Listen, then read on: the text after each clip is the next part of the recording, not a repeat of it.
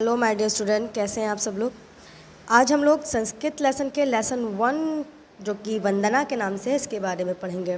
पाठ का सार जो आपकी बुक में दिया हुआ है वो इसमें है, हमारे धर्म ग्रंथों में स्वलक्ष्य की प्राप्ति तथा कार्य की निर्विघ्न समाप्ति हेतु मंगलाचरण, स्तवन एवं वंदना, प्रार्थना आदि का मंत्र पाठ अत्यंत आवश्यक माना गया है।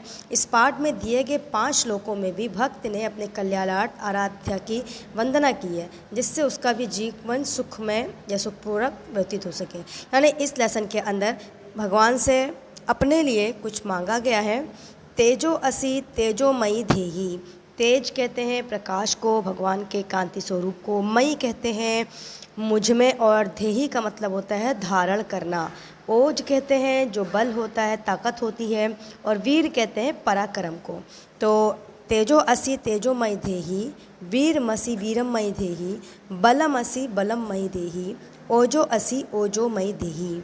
इसका जो मीनिंग है वो प्रार्थना करता है कि एक भक्त, और क्या कह रहा है कि हे ईश्वर, तुम मुझे प्रकाश दो, कांति दो, तेज दो, तुम जिसका स्वरूप हो, मुझे भी कांति धारण करो। तुम पराक्रम का स्वरूप हो, मुझ में भी पराक्रम धारण करो।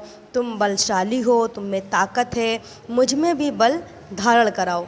तुम सामर्थ्यवान यानी ओजस्वी हो, समर्थ हो हर काम में, मुझ में भी सामर्थ्य, ओज, प्राण, बल इत्यादि धारण कराओ। अस्तो माँ सदगम्य, तमसो माँ ज्योतिर्गम्य, मृत्यु मार अमृतम गम्य। अब यहाँ पर अस्तो मतलब होता है बुराई, माँ मतलब होता है मुझे, सद मीन्स होता है भलाई, गम्य का मतलब होता है ले जाना, तमसा का मतलब होता है अंधकार, और ज्योति का मतलब होता है प्रकाश। मृत्यु का मतलब तो मृत्यु होता है, और अमृतम का मतलब होता है अमृत, अमरतव की ओर। जो अमर होता है मरने के बाद, उसके बारे में बात है अमरतव की ओर। तो इसके मतलब होगा, हे ईश्वर, तुम मुझे बुराई से भलाई की ओर ले जाओ, तुम मुझे अंधकार से प्रकाश की ओर ले जाओ, और तुम मुझे मृत्यु से अमृतत्व की ओर ले जाओ। थर्ड इसका जो श्लोक है वो है, यतो यथा समीहसे ततो नो अभ्यम कुरु, शना कुरु प्रजाभ्यो अभ्यम ना पशुभ्या।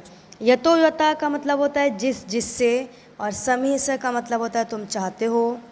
ततो नो अभ्यम का मतलब होता है उससे हमें निर्भय करना।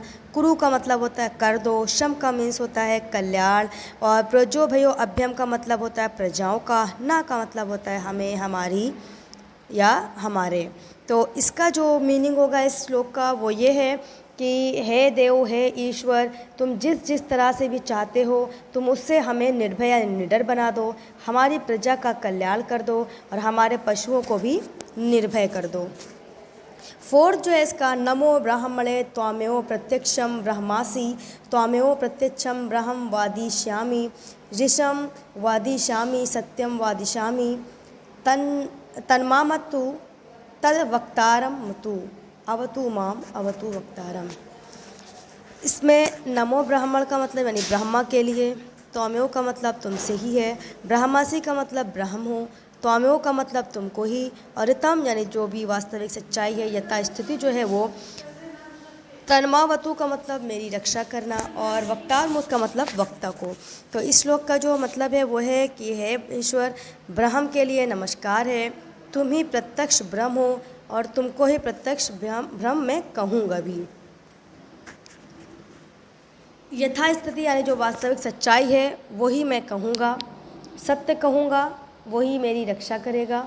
वो वक्ता की रक्षा करे यानी जो बोल रहा है, मेरी रक्षा करे, वक्ता की रक्षा करे। ये सारी भगवान से, ईश्वर से प्रार्थना कर रहा है। लेसन का जो 5वां श्लोक है, सत्यव्रतम सत्यपरम त्रिसत्यम, सत्यस्य योनिम निहितम च सत्ये, सत्यस्य सत्यम हृत सत्य नेत्रम, सत्यानातम त्वाम शरणम प्रपन्ना।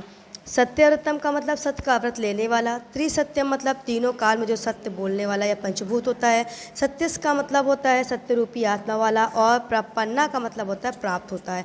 तो इस श्लोक का जो मीनिंग है वो इस तरह की आएगी कि हे ईश्वर, सत्य का जो आप प्रण धारण करने वाले हैं, सत्य में ही तत्पर रहने वाले, यानी आप सत्य हैं, त्रिकाल सत्य हैं, आप सत्य को उत्पन्न करने वाले हैं और सत्य में ही रहने वाले हैं। सत्य के भी सत्य और सत्य के प्रवर्तक हैं। जितने भी सत्य हैं संसार में तो आप सबके प्रवर्तक हैं। हे ईश्वर, आप हमको भी अपने शरण हम आपकी शरण को प्राप्त हुए हैं, आप हमें भी अपनी शरण में ले लीजिए। तो ये था आपका लेसन 1 वंदना। तो इसके जो भी एक्सरसाइजेस हैं वो हम आपको कल अपलोड कर देंगे। तो take care, bye bye. I will be back with a new lesson. Take care.